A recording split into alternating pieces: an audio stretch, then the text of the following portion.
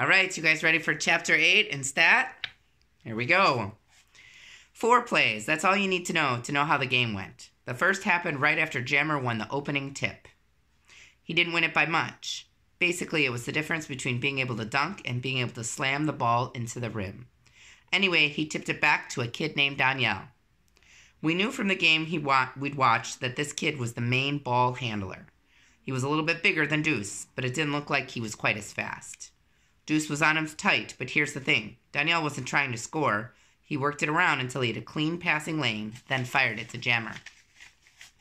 Jammer gave me a good shoulder fake and then went up for the shot. He had just enough space. The ball cleared my fingers by about a centimeter, rolled around the rim, and dropped 1-0. Second play. Deuce took the ball up, and Mike and I battled for position. I finally got open and put my hands up for the ball, but Deuce decided to take it himself. He got around Danielle and rocketed towards the rim. Jammer saw him coming and let me to cut him off. I was thinking, good move, Deuce. Way to draw the defense. But instead of passing it to me now that I was open, Deuce went up with the shot. Jammer jumped to block it, but he didn't really need to. He wound up blocking it with his elbow. Come on, man, I was wide open, I said, as we dropped back on defense.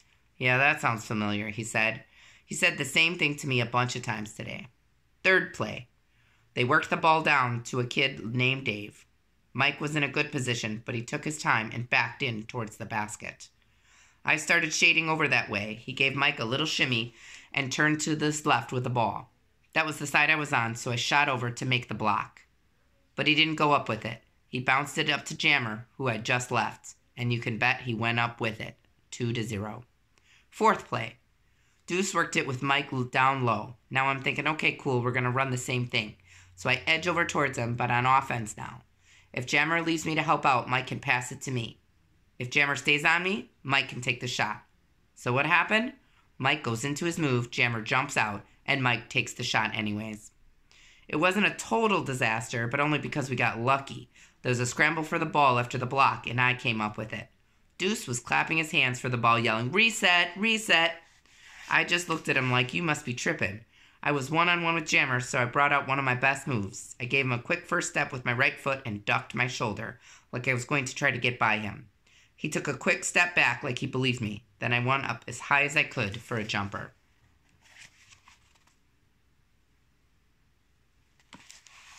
He was off balance and in a bad position to jump, but he did anyways. Now it was my shot that cleared his fingers by a centimeter. Mine didn't rattle in, though. Make a wish, I said as we watched the ball air through the air. Here, the swish, I added as it dropped cleanly.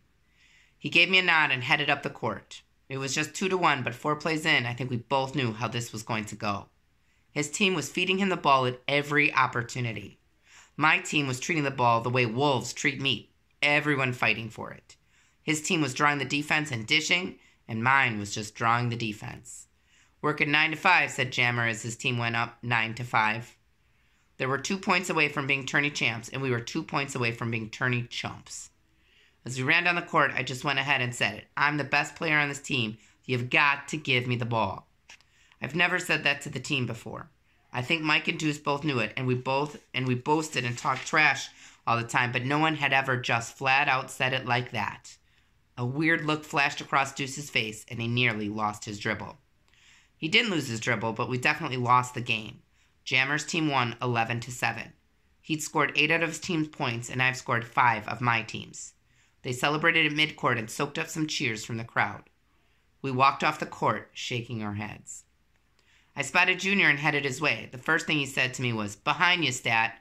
I turned around and Jammer was right there. He looked really serious, and I had no idea what he wanted. But then he smiled and extended his hand. "Good game, man," he said. "You got some skills."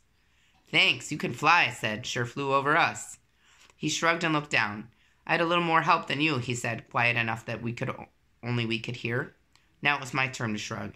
"Anyway, I like that make-a-wish thing," he said. "You come up with that?" "Yeah," I said on the spot. "Mind if I steal it?" "Nah," I said, and now I broke into a smile. "Wouldn't be the first thing you stole from me today." He laughed. It was too soon after a tough loss for me to manage one of those things, but I kept smiling. "See you around, Amari," he said. "I'll get you next time," I said. "We'll see about that," he said, and turned to head back to his teammates. Junior told me I played a good game and to keep my head up, and, well, all the stuff you'd expect a big brother to say. Trophy presentation in 5, said the guy with the clipboard. Cool, I said, searching for Deuce and Mike. They were on the edge of the court talking to Dougie. As I walked over, I got the weird feeling that they might not want me there right now, and it was weird. Back when we were just shooting around and playing for fun in our neighborhood court, it didn't matter if I was a little taller or a little better. But it was getting pretty hard to ignore at these tournaments. Hey, there he is, said Dougie when he saw me. He had a big smile, and I got the handshake right this time. Good game, Amari, he said. Thanks, I said. Yeah, said Mike, you had some nice moves. That kind of surprised me. I thought maybe he'd still be upset about not getting the ball as much as he wanted today. And maybe he was, but it was cool of him to say that either way.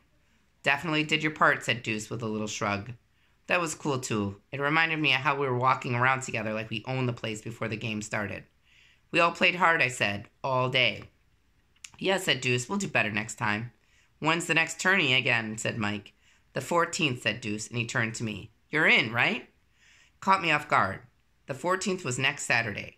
Before I really had a chance to think about it, I heard myself saying, sure, okay, we're going to win that one. The guy with the clipboard was back. Trophy time, guys, he said, pointing to the court. There was a little table set up with some paper streamers and stuff like that. On top, there were 3 trophies, each one larger than the one before it.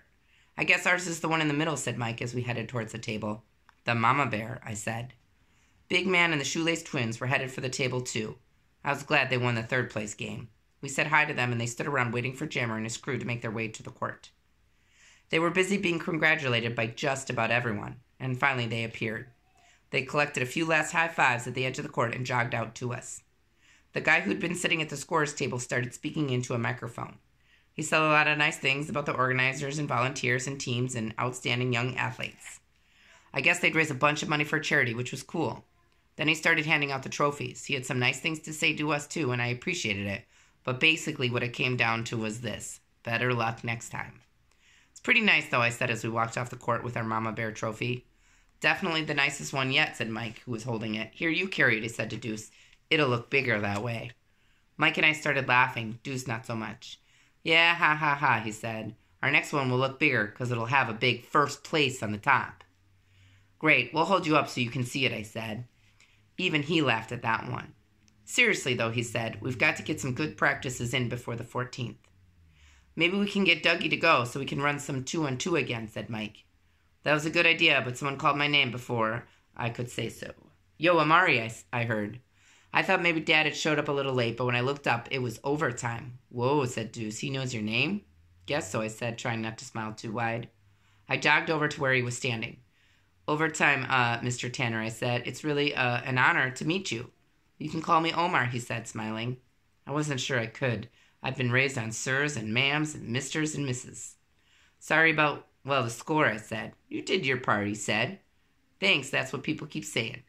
Doesn't sound like you believe them. I thought about that for a second. I guess I just don't like to lose, I said. Well, neither did I, he said. That made me feel a little better. Listen, he said, I have a tournament of my own every year. It's invitation only, and this is the part where I invite you.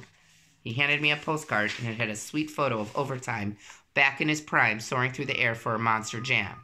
Underneath it said, 5th Annual Overtime Invitational, Florida's best, put to the test. Wow, I thought. Actually, I might have said it out loud. You interested? Said Overtime. Of course, I said, still looking at the slick-looking card. I turned it over, and there was an address in Polk County and some other information. Absolutely. I turned the card back over and looked at his picture one more time. Then I flicked it back again. Oh, wait, I said, reading a little bit more. What about my team? Well, like I said, it's invitation only, he said, but one of the guys I invited has already asked about you. Really? I said, who? He pointed back out to the court. Jammer was still standing next to the table. He wasn't holding a trophy over his head like the last time I saw him. He had something else in his hand. Ah, the same postcard I had in mind. Whoa, I said. Overtime gave a little laugh. All right, I'll see you there, Amari. He said, it's really nice to meet you. Yeah, I said, yes, sir, and thanks.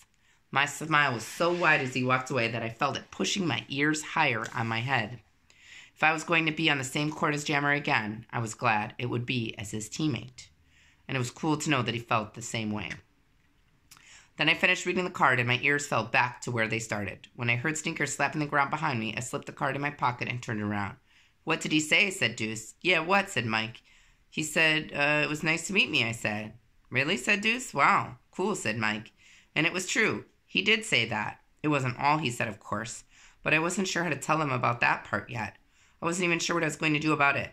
I just kept picturing the last line on the back of the card. It was the date of the invitational. Join us on the 14th. All right. I hope everyone has an awesome rest of their Thursday evening, and I will see you tomorrow, Friday.